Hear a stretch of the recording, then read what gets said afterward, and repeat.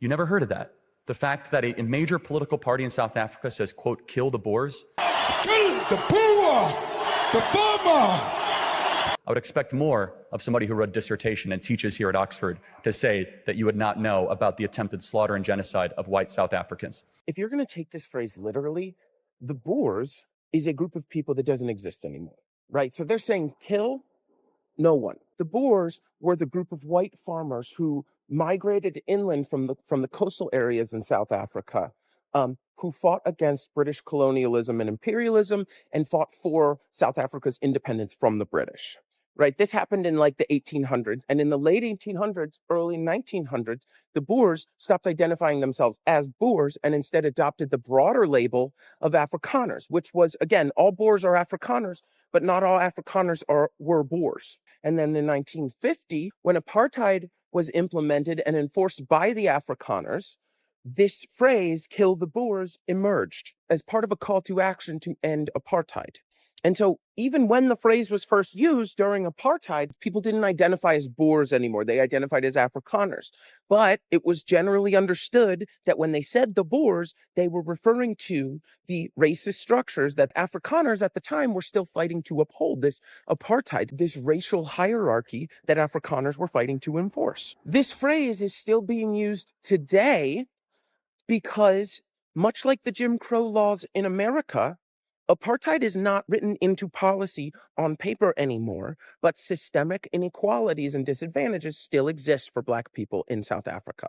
And so when they're saying this, they're saying, okay, we ended apartheid officially, but there's still many changes that need to be made. Usually this left-wing party is advocating for some kind of reparations, but there's still some changes to be made to overcome these systemic disadvantages. And so they are still using the phrase to say we need to dismantle apartheid and the systemic inequalities that still persist as a result of apartheid. South African courts have litigated on the use of this phrase and have come to the conclusion that while it is provocative, it is understood that if the Boers as a category can be figurative for the larger population of Afrikaners who are fighting to uphold apartheid, then the kill part of it does not also have to be taken literally. Now, what's really interesting is that it's not until you get to broader international courts that anyone rules that this is hate speech or a call to violence. And the courts that do rule this have a stricter definition of what hate speech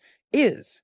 So I find it really interesting that Charlie Kirk, Mr. Anti-Cancel Culture, Mr. The liberals are going to change the definition of hate speech when they don't like what you're saying, is now using a stricter definition of hate speech to call this a call to violence, to speak out against this phrase being used. And this is because Charlie Kirk would rather emphasize an imaginary genocide against white people, because most academics and scholars acknowledge that there is no white genocide. There isn't really even potential for white genocide in South Africa. Instead of call out the genocides actually happening, like the ones against Palestinians, or the ones in the Sudan and the Congo, or the ones that white European settlers committed against Native Americans to form America. And that is because, and I've said this before and I will continue to say it until everyone understands it, Charlie Kirk is a white supremacist. He only cares about even the potential threat of violence or hate speech against a group of people when that group of people is white.